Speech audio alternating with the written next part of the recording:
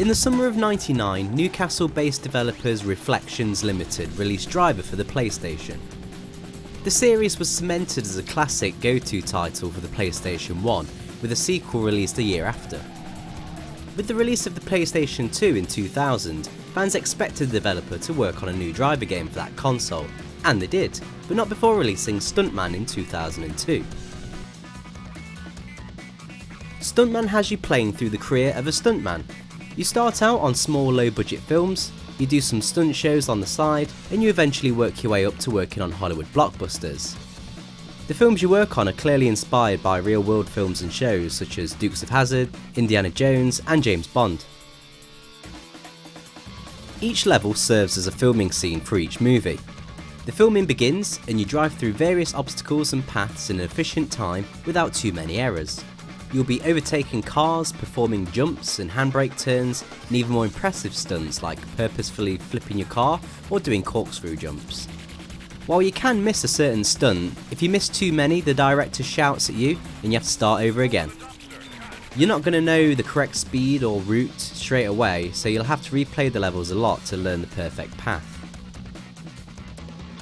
After you've filmed all your scenes for a particular film, you'll be treated to the trailer, which will have actual footage of your daring stunts spliced into it. These scenes can make these trailers look really impressive, or really naff depending on your performance. In between films you perform stunts at a stunt show, which works very similarly to the film scenes, but they tend to be a lot shorter. After each stunt you're given a score based on your performance. Bigger scores have you rewarded with cars and props that you can use in the construction mode. In this mode you can set up your own stunts using the provided objects and ramps that you unlock in the main career. This is a fun mode to mess about with, smashing your car up for the audience. There is a third driving test mode where you can practice certain skills and manoeuvres that you'll have to use a lot during the main career. You'll drive a variety of vehicles through the game which all handle differently. The sports cars are very fast and nimble, but the snowmobile will be sliding all over the place. The driving feels very solid, and so it should given the developer's previous releases. For an early PS2 game, the graphics look very impressive. Each vehicle has a great damage response, and the levels you drive through are very interesting. There's always loads of explosions and destructible objects and environments in each film, which makes driving through the scenes all the more fun. Now, this game is known by a lot of people for being very frustrating. The game does ask a lot of you in the later stages in terms of precise driving. There isn't too much room for error.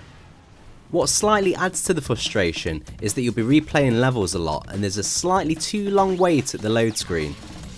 I struggled a lot when I first played this game when it was released, but now I like to think I have more patience, and I did enjoy playing through this game again.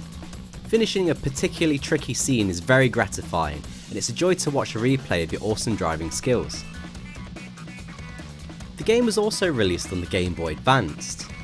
This version pretty much follows the same gameplay style as the PS2 version. The game was developed by Velez and Dubale, who are well known for their visually impressive 3D Game Boy Advance games. There's also this creepy 3D guy in the game too. Have you ever seen something so beautiful? After the release of Stuntman, the team focused all their attention on the Driver series. After a couple more Driver games, it was announced that THQ acquired the rights to Stuntman in 2006, and that a new title in the series will be released on the next generation consoles. Along comes Stuntman Ignition for the Xbox 360, PlayStation 3 and PS2. The concept remains the same. You film 6 scenes for 6 different films, all of which are parodies of real world films. The gameplay is slightly different this time though. You still have to hit all the different stunts in a filming segment, but this time you can chain combos together by performing drifts, jumps and near misses in between. This will allow you to get a score multiplier going for some big high scores. The real challenge is managing to string all the stunts together. This time around the game gives you 5 strikes before failing the scene. There's also an easy mode too, which gives you a large margin of error. Some of the action scenes seem a bit too extreme, like how the hell did this stunt guy survive this? The level of humour has been ramped up in the sequel. The directors give a funny rant at the beginning of each scene, and if you get too annoyed with them, you can just run them over. Constructor mode returns, but this time there's constructor challenges where you're given limited resources to achieve a certain amount of stunt points.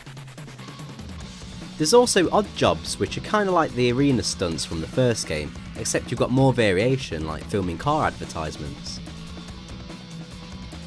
Third mode is the multiplayer element of the game. Split screen and online is available, and there's a couple of different options for these multiplayer challenges. There are races where you have to perform stunts mid-race and you can steal points from opponents by smashing into them. There's some fun to be had here if you have some friends and a couple of extra controllers. Obviously the graphics are a big improvement over the original. The gameplay has been tightened up as well. You'll find the car handling is a lot tighter, which on the whole helps a lot when being precise with your driving. With that being said, the physics of the vehicles do feel a bit floaty and unnatural. It's a hard decision, but I do feel I prefer the driving in the original Stuntman, even though I feel the cars are harder to control. As you may know, THQ went into liquidation in 2013 and sold off many of its gaming properties.